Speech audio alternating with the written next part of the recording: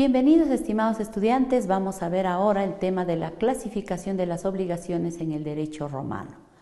Vemos entonces el criterio de los elementos. Hemos tomado la clasificación de las obligaciones teniendo en cuenta los elementos. Ya sabemos que los elementos son los sujetos, acreedor, deudor, el vínculo tiene que ser civil, ¿no?, para poder identificar, y luego según el objeto. El dar, hacer y no hacer. Entonces, vamos a ver una primera clasificación, teniendo en cuenta los sujetos. El sujeto fijo, variable y múltiple. La clasificación de las obligaciones según el sujeto fijo se da cuando las partes se conocen desde un inicio hasta el final de la relación patrimonial. Las obligaciones con sujetos variables se reconoce cuando uno solo se obliga, el deudor, pero no sabe frente a quién. Un ejemplo, la recompensa, el bingo, la tinca. ¿No? En la tinca, esa entidad se compromete a dar al que dé el requisito, ¿no? Pero no se sabe quién, son miles en realidad. Vamos a ver ahora la clasificación con sujetos múltiples. Aquí encontramos obligaciones parciarias, cumulativas y solidarias. Las obligaciones parciarias, cumulativas y solidarias deben de tener en cuenta una regla, pero no es una clasificación, es una regla. Dice, cuando existe un acreedor frente a varios deudores, esta obligación se llamará obligación con pluralidad pasiva. Cuando existe varios acreedores frente a un deudor, esta obligación se denominará obligación con pluralidad activa. Y cuando existen varios acreedores y varios deudores, se denominará obligación con pluralidad mixta. Esta regla se va a tomar en cuenta para determinar y solucionar temas de cumplimiento de obligaciones parciarias, cumulativas y solidarias. Vamos a ver ahora, ¿qué pasa si existe una obligación parciaria? Parciaria quiere decir por partes. Entonces, si tenemos una obligación con pluralidad pasiva, quiere decir que existen varios deudores frente a un acreedor.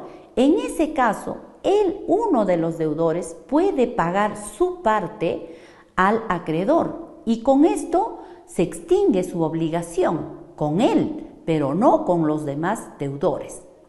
En el caso de la obligación con pluralidad activa, de igual manera, hay varios acreedores y un solo deudor.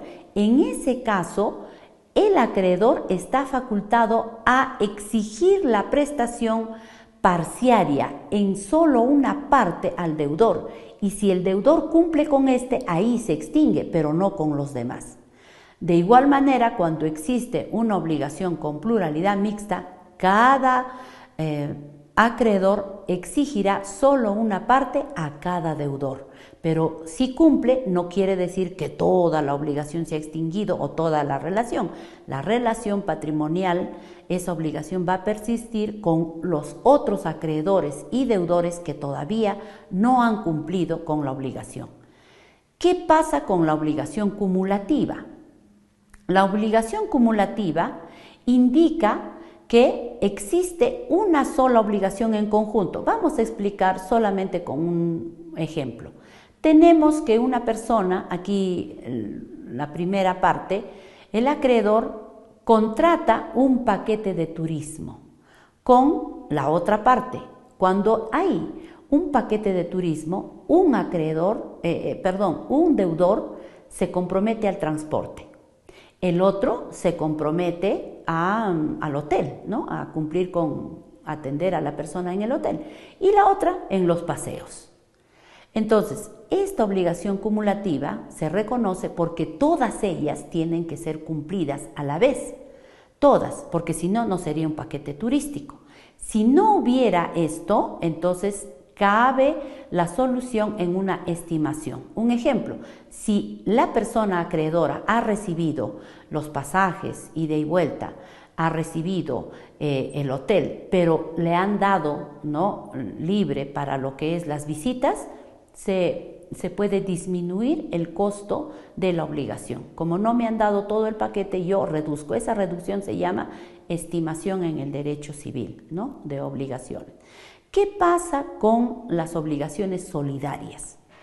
Las obligaciones solidarias se reconocen cuando existe pluralidad de sujetos.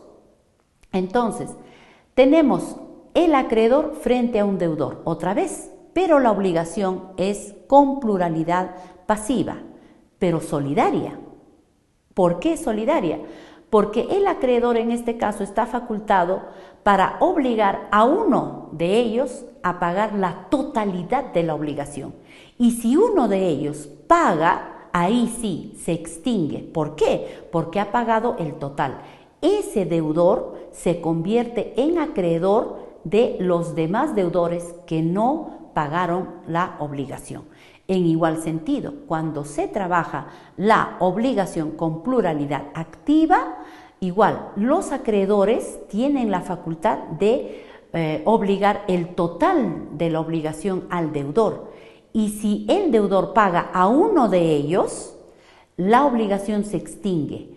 Pero ese acreedor que recibió, entonces se convierte en deudor de los demás que se convierten en acreedores del acreedor ahora deudor que recibió la deuda. Esas son las reglas para identificar la clasificación con sujetos múltiples. Muchas gracias.